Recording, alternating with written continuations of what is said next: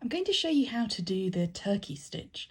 Now the turkey stitch isn't named after the animal, but after the country Turkey, because you can think of it as a rug stitch.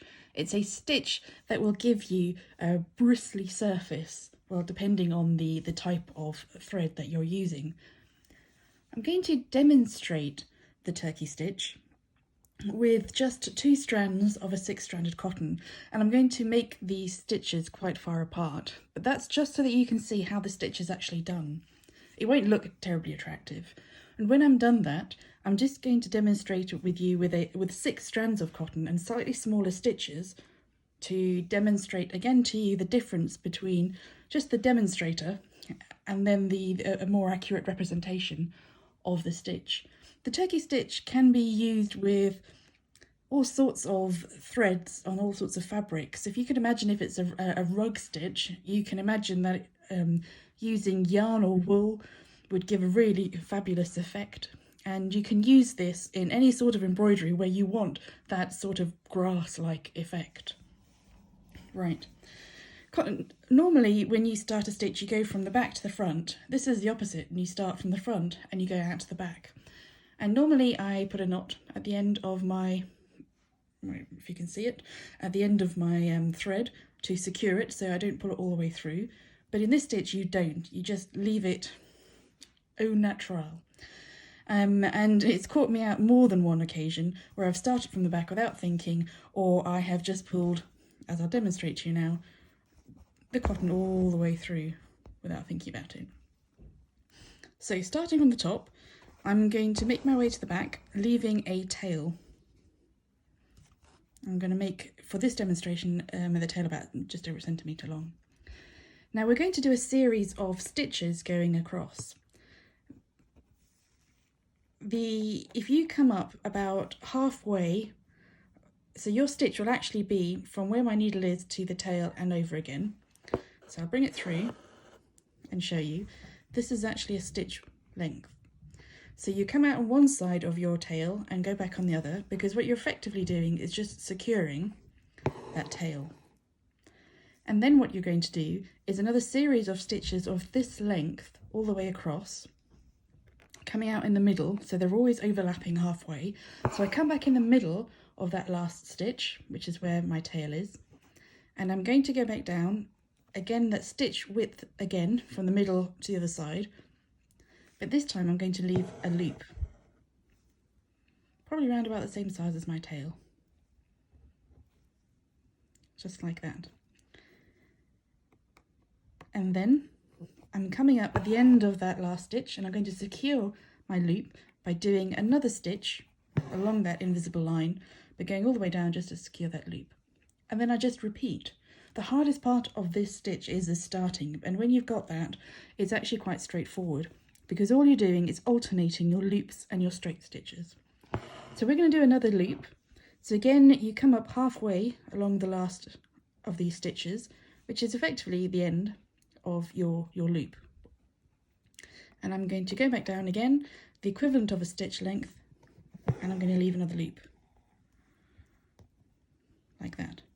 And then once more, come up halfway up there, and halfway down, and I'm going to secure that stitch. And I'm going to do one more just to show you. So I'm coming up halfway up that stitch, do a stitch length worth, leaving a loop, and then secure it. Let's just keep that pesky loop down.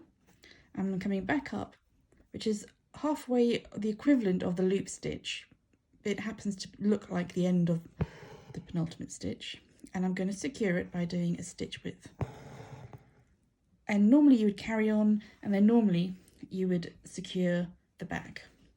And what you do then, and it always feels sacrilegious to do this as an embroider or stitcher, you take your scissors, and this is the fun bit, you cut your loops, just like that.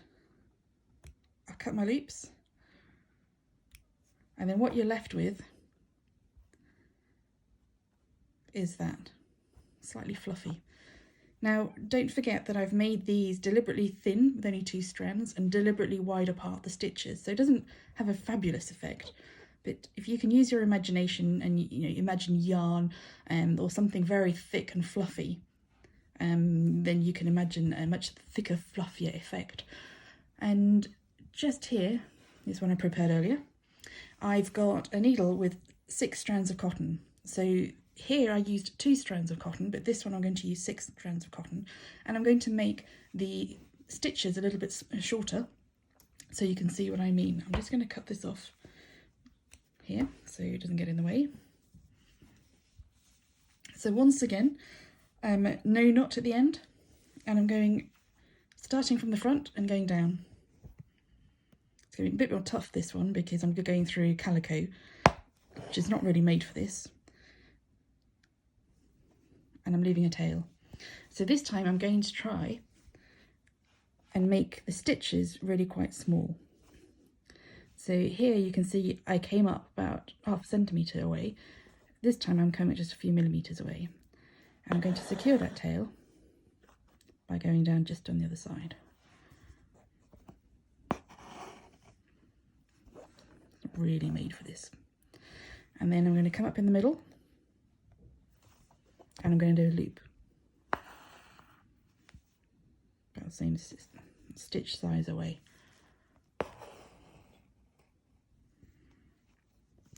And this time, because I want a bit more of a bristly effect, I'm not going to make my loops quite so long. So if you imagine you cut that loop in half, that's how high up your bristly bits will be. And it'll probably have a slightly better effect if they're not too long. So I'm going to make my loops quite narrow and shallow there. So I'm going to come up and secure that loop with a bit of effort. So normally you'd use the right needle and the right fabric for your cotton or yarn or whatever it is that you're using. Now I've just secured that loop and I'm going to do another loop.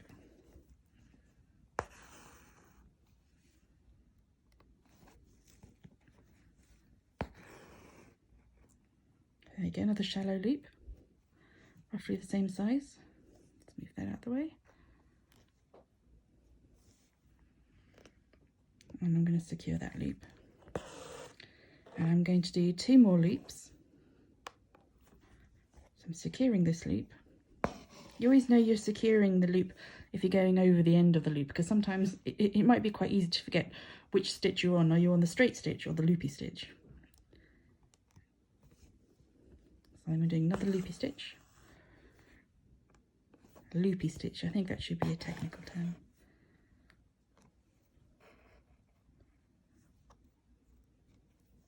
A bit more. I'm going to secure that stitch.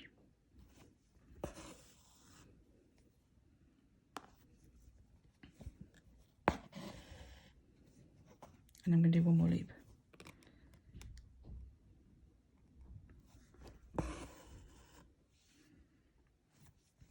That's my final loop. Let's make it a little bit shallower.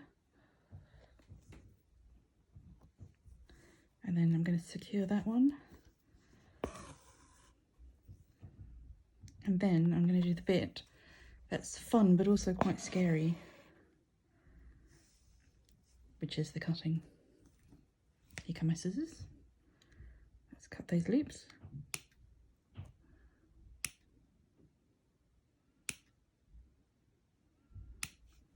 And you can see the difference in effect between the top line and the bottom line.